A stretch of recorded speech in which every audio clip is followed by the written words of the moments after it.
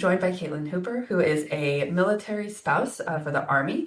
They've served for 13 years, two kids, two deployments, two PCSs, and we're going to talk about PCS planning because Katelyn, being one of the top real estate professionals in the Indianapolis area, that like Northern Virginia, Maryland, DC area, has helped hundreds of military families move. And we know it's not just about the checklist and what the military gives you to run down and get done. It's about the other 80% of things that the government doesn't tell us about moving across the country that really makes a make or break moment in our PCSing. So me and Katelyn are going to be talking about how to master your PCS move. So Katelyn, thank you so much for joining me. Thank you for having me. All right, girl. So let's get going. First of all, your personal PCS, like where were you guys stationed? So we were stationed down at Fort Rucker, Alabama, and then moved basically to our permanent place, which is Maryland. Okay. Okay. What was that transition like? Did you guys do a Diddy or did you have the government move you? So my husband, we were fiance at the time, so he did a move, and basically moved himself and actually was able to make money on the move, which is amazing. Maybe I can get him on an episode to talk about that. Yeah, I'll have to do it. We're gonna have to edit that out. I feel like the government does not want to hear about us making money on moves. We probably need to not. do it Yeah, anonymous. yeah. We need to do it anonymous. Okay, noted. Okay, sorry.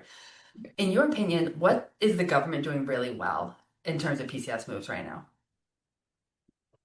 What are they doing well? I don't really think they're doing anything well. I Oh think my the God. For military's those of you who coming. are watching, listening to the actual podcast and not watching our video recording right now, Katelyn's face said it all. If you have existed in a PCS move in the last 2 to 3 years, you probably identified with the face that she just made. Exactly. They give you a piece of paper and tell you're going somewhere, and you a lot of times don't even know where that place is. Yeah. Chat Yeah. GPT, tell me about this place, or find a great ambassador that knows. Yes. So finding resources, right, is probably the first number one obstacle. With the people you're helping, where are their first stops for getting information on their PCS? Military spouses groups or our PIF groups are Mhm. great places to start. Um, and just, kind of plugging it. If you can find someone to help you, that's where it's the best thing to have. Yeah, I don't trust online resources anymore with the growing, AI. They say like 50% of the content on the internet at this point is made by AI. And so it's just very overly generic. It's not necessarily proofread to the capacity that it could be. And so I absolutely agree with you. If you have orders to move, I want someone boots on the ground. I want someone that I can talk to who is in that area, who has lived in that area, who is ingrained in the military community in that area. They know the schools, they know the neighborhoods, they know the commute times, they know all of the je ne sais quoi that is not included on some website. Do you see a lot of clients trying to use AI now for their move? I have, but then I also have quite a few clients that say that they have a sponsor here in the local area in their unit, but a lot of times they're actually not that helpful. It's, sometimes you get someone great in that role, but other times it's kind of like, oh, you'll report here. And especially in our area, I've had people come to the area where they're, stationed at Fort Meade, and technically they go to some satellite office where they try to move and they don't really know where they're going to be, which can be, really tough when you're trying to find a place to live. So one of the most difficult things our military families have to navigate is like, okay, great, I can look at it on a map and it looks like it's relatively close. But if you get into some of those areas like the DC area or the Virginia area, it's like you're going across a bay, you're going across a bridge that Mhm. isn't necessarily cut and dry in terms of like you said, like mile per hour, right? Getting that personal feel for, like you said, boots on the ground. And we can give our personal experience like, hey, I get that it's, 35 miles and I'm willing to commute that 35 miles, but, that could be an hour and a half, 2 hour commute. So when you're mad at your husband, or wife that they're not home to help with bedtime, are you willing to give up 2 hours to commute that far? Is what I tell people. So I experienced this in San Diego. We were stationed, I was stationed down in San Diego proper, Point Loma area, and we were up in like northeast Escondido. And it was fine in the mornings. It was a 30-minute drive, which, he got to listen to a podcast and it was fabulous. But when he was coming home, it was 90 minutes. So he would text Mhm. me and say, I'm on my way home. And I would almost lose my mind because being home with the three boys, he was deployed half the time. And this is definitely a conversation we used to have with military families when they were choosing where to live in San Diego. It's like, look, it may cost you a little bit more to live closer, but you are trading time for money. You're also trading money for gas. And we ended up having to sell his car and get a new car that was like better in the gas mileage. And so there's a lot of these kind of not apples for apples conversations that you have to have that a lot of our PCS Pay It Forward ambassadors are having with our members to help them decide, like, hey, this is also like quality of life conversation, right? Mhm. And it's not a forever place to live by any means. So you really have to weigh where your family's at and also the quality of life that you want, because some people don't make it past that duty station because you were Exactly. never home and I never saw you and you decided to sleep on ship because because the traffic was too bad.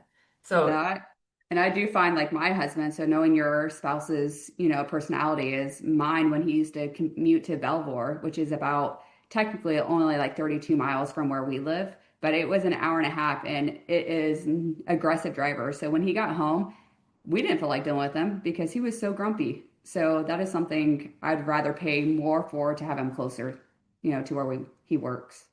yeah, absolutely. Something that we released this year with PCS Pay for was our PCS plans. And what we know is that the government covers like 20% of what's needed in your move, right? They'll tell you what you need in terms of where you're going to report, who you're going to report to, get you set up with the trucking company if you're not going to do a Diddy move. But ultimately, a lot of it falls on the shoulders of the service member and of the military spouse, right? So that 80%, which you do probably 4 or 5 plans a week at this point of helping military families understand what falls under that 80% and what they need to know about moving to the area. What are some of the things that you've been discussing with members? I feel like a PCS plan, I mean, I can't stress it enough how important it is, first of all. I always say when you have time on your hands, that is the best thing. So starting as soon as you can, even if you have wind that you're coming our way, it's never a waste of time because if, you're not coming to where I'm at, I know someone, that will service you wherever you're going.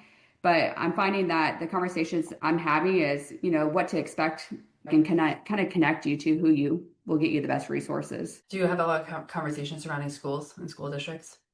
Definitely, especially right now because we're going through such big rezoning with all the new housing. So, you might think that you're purchasing or renting in one area and, arrive and it's somewhere else. So it's really important to, know these things before you invest too much time in a place. PCS Plan is your comprehensive place where you put everything. It includes anything that the government doesn't give you to move. Okay. And so, yes, there is a checklist that comes with it of when you should be taking certain actions. It has hot tips, financial documents that should come with you, um, local school district information, local housing information, commute information, churches, events, kids' sports. It's everything else that you're going to be looking for. Utilities. It's everything else that you're going to be looking for. And we do find that a lot of our families who are moving with pets find it particularly difficult to find rentals. Can you speak about what's your strategy when you're working with a military family who has pets and how you take that into consideration with their PCS plan and kind of their house hunting experience? I think the biggest thing is setting realistic expectations up. If you have, I say more than two in our area, it's extremely hard. And you need to be working with someone that is, willing to go the extra mile and, doesn't just look at a listing that says, oh, no pets or case by case. You need someone that's going to be doing the legwork, calling the other agent or property management company saying, hey, this is what my client has. This is kind of a little snippet of them. Before I show them and they fall in love with this place, is this something that the landlord's willing to explore? And to me, that has helped my clients have a better success rate. Plus, one of the resources we do offer is a pet resume, which is really important because that helps, kind of show that you're, someone that takes care of your animal. You have a vet record. You have a little cute, picture of your animal sleeping on the couch so it doesn't look like it's going to tear up the place. So I think having these resources really sets you apart from someone that's just kind of navigating, empty space. How do I hire someone to do that for me to help me find rentals? Have you ever had a military family pay a pocket to have you find the rental for them? I never have. So obviously the seller and the listing side typically offers some sort of compensation. Maybe they pay the agent to help. What if there's no compensation being offered? How do you handle that with If someone's not willing to compensate me, I just really work off referrals. I just say, please remember me if someone else is moving to the area. I would love for you to get this rental. And if they're not gonna, I'm not gonna, make you pay me something. Yeah. I think that that's just part of being a military spouse and living the life yourself, right? Is that we come from a different understanding of what hard is. And I used to tell my clients in San Diego, look, like In San Diego, they don't want to talk to an agent. I'm actually a hindrance to you. They offer $50 of compensation, mostly because they want to be listed on the MLS, but they don't want to hear from me. And if I call them, they will actually like lessens your likelihood of getting the property. So this is what you do, right? And I would train them to call them. And this is what you say and give your pet resume and all the things, right? Not because I don't want to do the work and not because $50 isn't worth it, but because I don't want to be the reason that you don't get the home, Hmm. right? And so, it really depends on the market you're moving into, specifically with rentals. And I do highly recommend when you join your PCS Pay It Forward group, ask in the group, talk to the local ambassador and say, what are rentals like here? Should I have an agent who's going to work for me, or is an agent looked at as someone who is going to hinder me from getting the property? And our people are very confident in have no problems telling you exactly what it's like in that area because we want our people to win, right? We define success as every military family finding their home. Exactly. And doing a PCS plan, I think, is really important. Is whether you're buying a house or renting off base, it's really important because if you have someone that can help you do that transition, I have helped many people save thousands of dollars within not paying extra rent on one side or hotel costs, where we can really do a door-to-door move, which we all laugh about that because, how often does that happen in the military? But truly, like we can set you up so you're just going from one place right to another. And that to me is priceless. It breaks my heart that you laugh at that. Like, I think I've lived in the normal of PCS Pay It Forward for so long, where one of our fundamental values is to eliminate the need for interim housing by increasing more door-to-door moves. Like, that is a normal that I exist in. The idea that you aren't doing that in the military community with all of the resources that we've given is wild. Do you still have families who are you hear about who are like in interim housing and they reach out to you like they're in an Airbnb, they're in a hotel, and they're like, now we're here, Caitlin, we need to find the house. Like, I does have that had still that. happen? That does happen, especially like people coming from Hawaii or overseas. And then I've seen people where they can't find a place. And then, I've helped actually someone recently from Hawaii find a place of a rental. And they struggled for so long that their kid was like not in school. And they were a second grader for a couple of weeks trying to figure out because the school won't let you enroll unless you have an address. Well, if you're living at a hotel, how do you register your kid? So it's just like going around that circle. How do we break the cycle? And that's where I feel like we really step in as to, had we been in touch sooner, we could have alleviated that, transition period. So this is to every member who joins the PCS Pay It Forward community. Answer your DMs. Message Exactly. the ambassador. They're trying to do a PCS plan with you. If you have orders and it's in 6 months, do it today because then we can plan. If we don't have time, if you're arriving tomorrow, of course we can still help. But the earlier you tap in for resources, the more likely we can tap you in with maybe even a family who's moving, who's leaving a rental, maybe a family who's moving, who's leaving a house that you could purchase. It just gives us more options so you don't have to live in that interim housing. That, and So, I do find like someone, because I service a broad range of Maryland, even though it's just Fort Meade, but people go 30 miles in all different directions.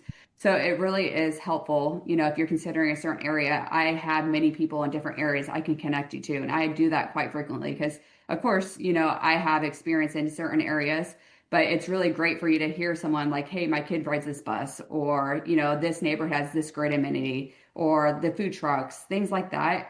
I mean, firsthand is best for someone living in that area. And that's what I can do is, I have those connections, even with other realtors of getting you into certain properties before it's even on the market. Just knowing this area is like the back of my hand.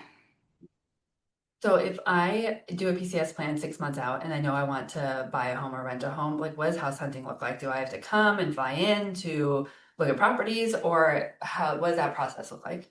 No, so whether you want to rent or purchase, you don't have to be here. We do everything from Zoom, from meeting, kind of figuring out what your needs are. I personally like just videoing properties for people. I have done FaceTime in the past, but I find if I video a property for you, you can go back and say, oh, did it have a stainless steel appliance? Or, things like that, that sometimes I forget too. I'm human. But these are great so you can constantly go back and rewatch. Yeah, I love it, the virtual house hunting. I mean, sending those videos so that way it's like, okay, I got it. When he gets home from work, we're gonna look at them. We're gonna see if it's a good fit for us, right? And then being able to watch it multiple times over. And not only that, we be able to pause it, like zoom in, be like, what's here, right? And then kind of get the gaps filled in. I feel like it was the easiest way to like fully understand what it was gonna be like being in that house versus like a virtual tour, which is like you fly through the dots or Mhm. like the pictures, which, is I don't want to say lipstick on pig, but it's designed to market the home. So getting those videos of someone actually walking through, understanding the layout, pointing out that this does smell like cat pee, even though you can't smell it right now, really replaces the experience of house hunting. Exactly. You could do Google Maps and like, walk the street, but I will personally, drive through the neighborhood showing you, hey, these people park on their grass. Does this bother you? Oh, there's, bars on the windows here. Just certain things that point out to see because, as a realtor, we're not allowed to say this is a great place, this is a bad place, but you can find certain cues that's either going to, make you feel safe or maybe this is not the area for me. And that's what we do as ambassadors is we really try to, do all the senses. How does it feel? What does it smell like? Oh, this carpet's really like sticky and, crunchy. Do you really want this? Even though you can change it, but just things like that, where your eyes and ears and I think that goes a long way. Working with someone who has probably already put themselves in a position where they have to buy a house remotely or rent a house that they've never stepped foot into, right?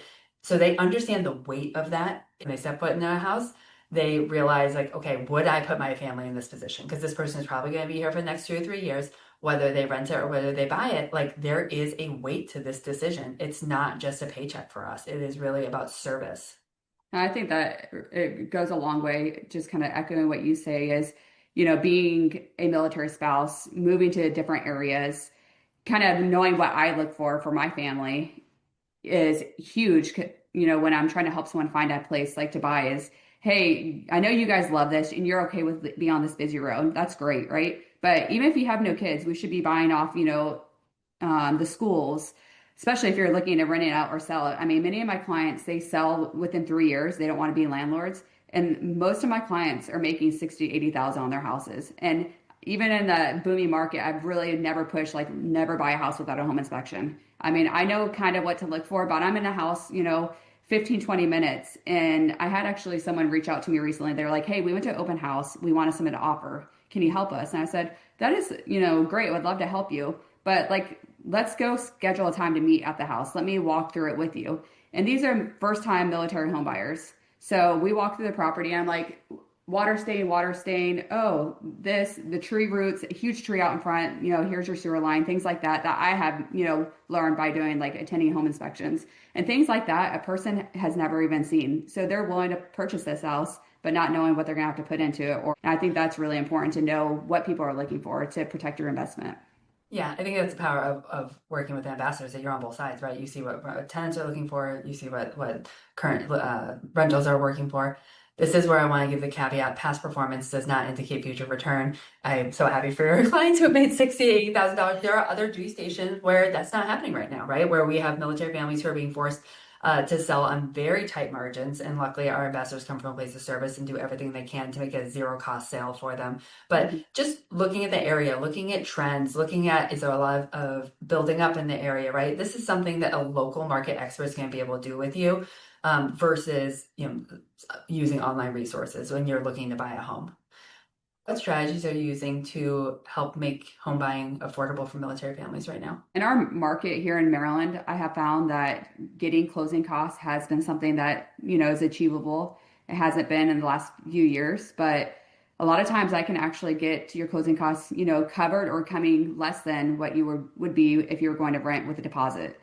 Let's talk You about that. What is the cost of renting right now in terms of upfront investment? To rent a place in our area, you're typically needing a first month's rent, which we're pretty high in rent. It's like around 3,000, if not more. And then a security deposit. So you're looking at about $6,000 out of pocket for a $3,000 rental, and that's with no pets. If you have pets, that's going to just only increase that amount. So I've actually been finding that I can get my military buyers into a place for around 3,000, 3,500 out of pocket. Wow. And is that done through getting sellers to help with closing costs? That is. So right now in our area, it's more common that days on the market are a little bit longer. So it is easier to find, properties that are willing to cover that. How does the monthly payment end up then?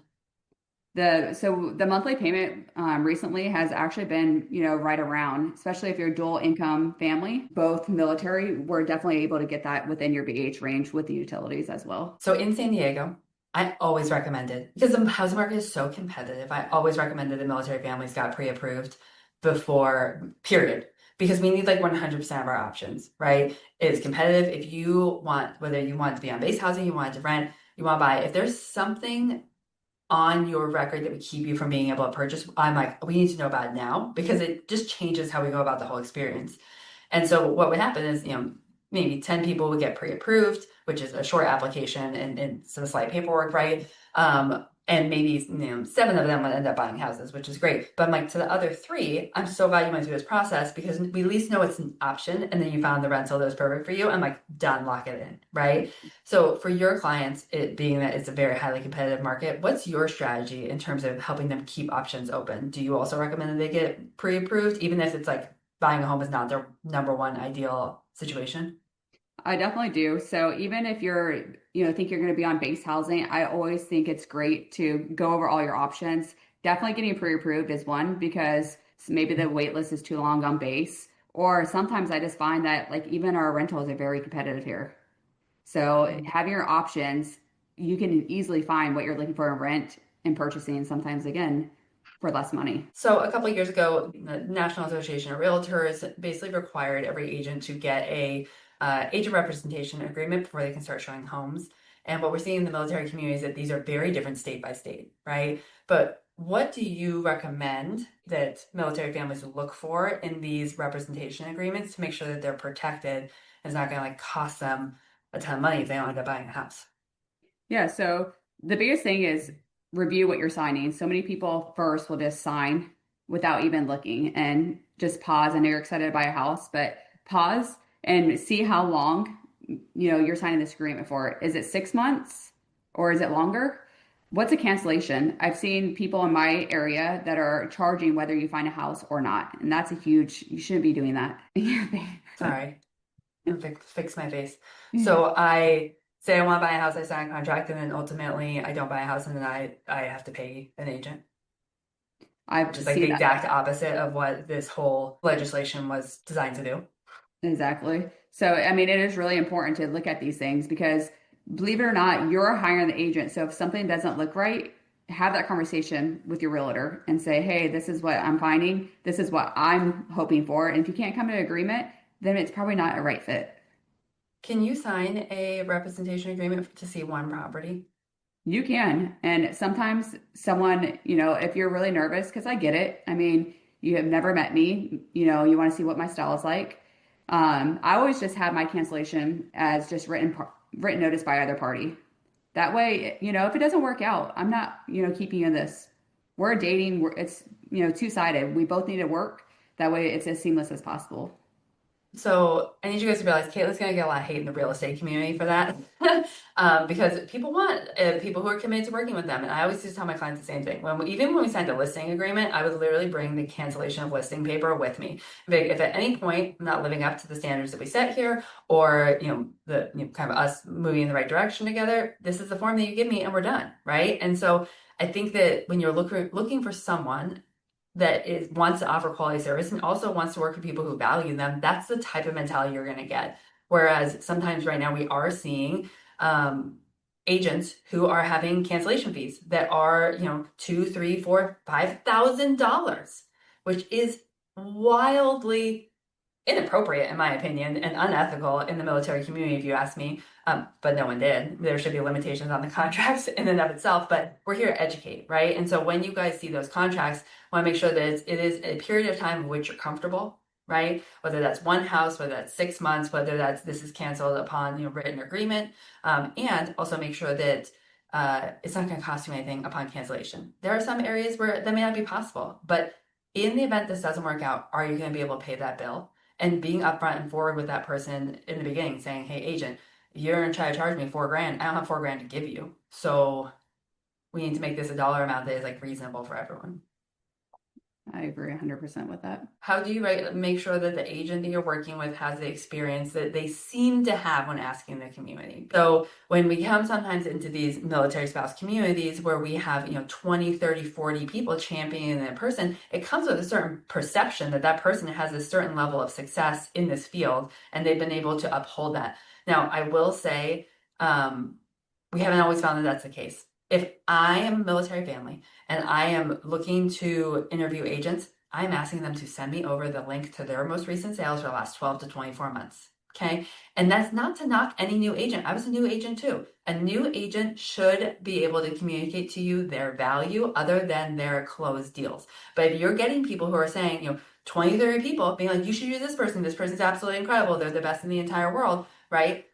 I assume they're saying that because they've worked with that person. And so if you want to verify if they've actually worked with that person, you ask for their proven track record. Without doing that, you're really, especially now in our online world, kind of just falling into a trap of digital puffery, if you will. And I do see that in a lot of the groups is I do find people that have never had any personal experience use the said agent that they're recommending. And it's solely based on like, hey, I'm going to pat your back versus, hey, you dealt with me. You went the extra mile. You're a great agent. You're helped us in this military transition. And I think that really goes a long way. If I'm a military family, I would ask for the proven track record. Send them. Everyone has a Zillow track record. We used to have it for our MLS. I used to send it to every single client, and I would send it to them before we even sat down. I'd say, hey, I know that there was 25 other military spouses who were recommended. I really pride myself on being on the cutting edge of what's working here in San Diego with the VA loan and getting offers accepted for our military families on houses they want for a price they can afford. And here's my proven track record. If you want me to connect you with any past clients to know more about my experience, I'd love to do that. And that's it, right? You gotta let your track record speak for itself. 100%.